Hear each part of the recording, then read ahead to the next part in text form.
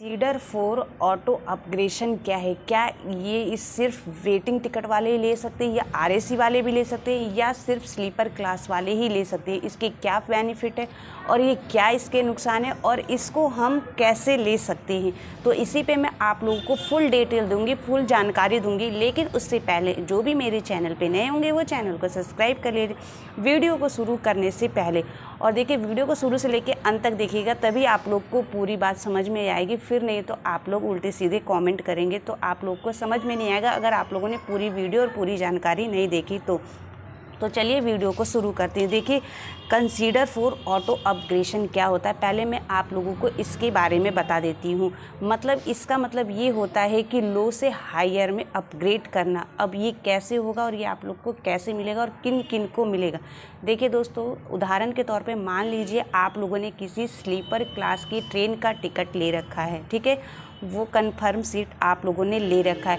तो by chance कभी कभार क्या होता है ना कि जो उससे ऊपर जो होता है ना, थर्ड एसी, कभी भी इस ऑप्शन में कंसीडर 4 ऑटो अपग्रेशन में कभी भी रेलवे नीचे की तरफ नहीं ग्रेड करता, ऊपर की तरफ ही आप लोगों को भेजता है। और ये जो सर्विस है ये सभी लोग ले सकते हैं। ये रेलवे की सर्विस बिल्कुल ही फ्री होती है।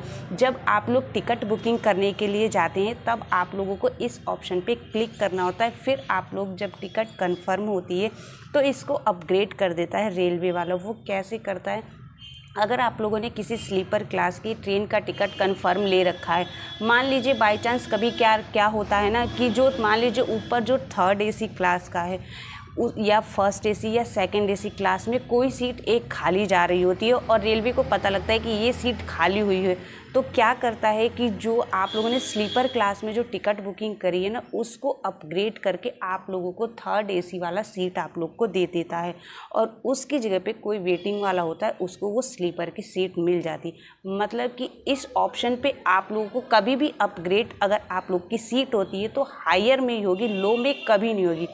बहुत सारे लोगों का ये कमेंट आता है, क्या ये लो में भी हो सकता है? तो ये लो में नहीं होगा, कभी भी हायर में ही आप लोगों को रेलवे की तरफ से अपग्रेड किया जाता है। और दूसरा ये सभी का सवाल होता है, क्या इसके लिए एक्स्ट्रा चार्ज दिया जाता है? तो इसके लिए बिल्कुल भी एक्स्ट्रा चार्ज नहीं दिया जाता। जो टिकट आप लोगों ने स्लीपर क्लास की जितने की प्राइस में ली होगी, आप लोगों को उतने में ही वो आप लोगों को थर्ड एसी में यात्रा करने को मिलेगा। आपसे 1 रुपये भी एक्स्ट्रा चार्ज नहीं लिया जाएगा और ये ऑप्शन सभी लोग ले सकते हैं।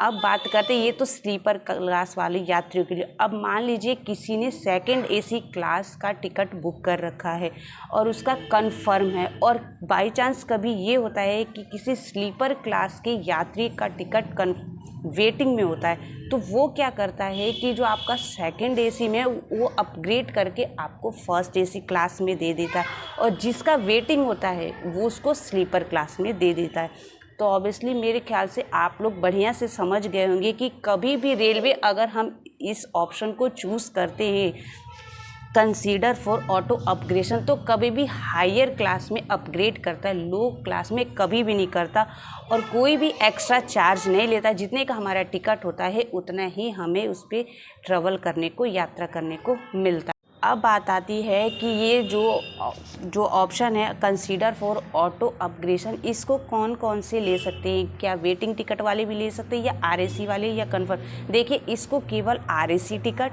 और जिनका कंफर्म ट्रेन टिकट है वही ले सकते हैं। लेकिन इसमें वेटिंग टिकट वालों का भी बहुत फ़ायदा होता है। मान लीजिए किसी ने स्लीपर क्लास का टिकट ले रखा, उसको रेलवे ने अपग्रेड करके थर्ड एसी में अगर कोई सीट खाली है तो उस स्लीपर क्लास वाले यात्री को थर्ड एसी में भेज देता और उसके ऊपर जो वेटिंग वाले जिस पर्सन का होता है ना, उस पर्सन को वो स्लीपर क्लास वाला जो कंफर्म टिकट होता है वो उसको मिल जाता है। तो इससे जिसका वेटिंग था उसको स्लीपर क्लास वाला मिल गया और जो उसका स्लीपर में था उसको थर्ड एसी वाले में अपग्रेड करके मिल गया। तो इससे जो आरएसी वाले हैं और जो वेटिंग वाले, उनको भी बहुत फ़ायदा होता है।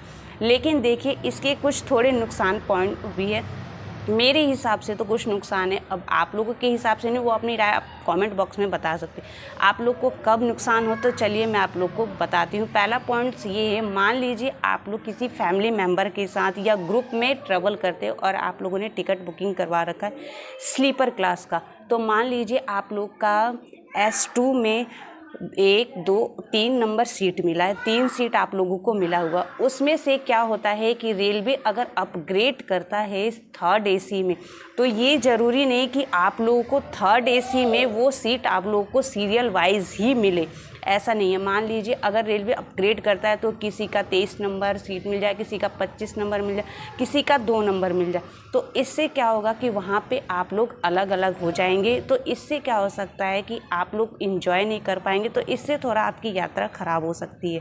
ठीक है, ये हो गया। दूसरा पॉइंट देखिए दोस्तों क्या है, मान लीजिए आपने किसी भी ट्रेन के स्लीपर क्लास का साइड लोअर बर्थ आप लोग का टिकट कन्फर्म है, लेकिन अगर आप लोगों ने इस ऑप्शन पर क्लिक कर रखा होगा, इस ऑप्शन को आप लोगों ने चूज़ कर रखा होगा, तो ज़रूरी नहीं कि जब ये अपग्रेड हो तो आपको थर्ड एसी या सेकेंड एसी में आपको साइड लोअर वाला ही सीट मिले।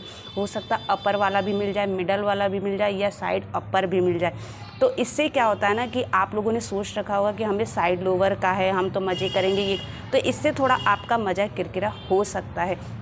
तो मेरे ख्याल से, मेरे ओपिनियन से, तो अगर आप लोगों की फैमिली मेम्बर के साथ जा रहे हैं या कैसे भी जा रहे हैं, तो ये ऑप्शन थोड़ा मज़ा आप लोग का किरकिरा कर सकता है।